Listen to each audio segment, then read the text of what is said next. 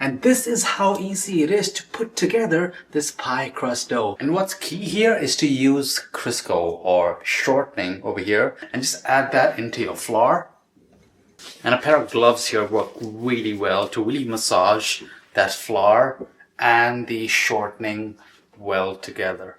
You essentially want to do this until you have crumbs all over that flour. You see this? Just like that. That is perfect. You can now add in the baking powder, the salt, mix that up, and now we start adding in some cold water. There's no real need to knead the dough. You just essentially mix it until it comes together into a ball. So essentially just moving it around until what you have looks like a dough, but don't knead it.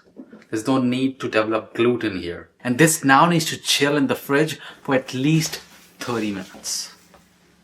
Now, when you roll out the dough, just make sure that it's fresh out of the fridge. And since we also used cold water to prepare this dough, we didn't really need it much. We just brought it together. That fat, the Crisco that's in here, is in its own layers because it never melted, so it didn't incorporate exactly well together. And when we roll it out ice cold as well, it's going to result in a nice flaky, lighter crust because that fat is in every single layer as you roll it out. Now I'm using it for my chicken pot pies. They are going to be incredible. Here is a sneak peek. So make sure you're subscribed, hit that bell icon, follow me on Instagram, TikTok, everywhere. It's all linked down below so you don't miss out on it. For everything else cooking with Anadi, check the links down below.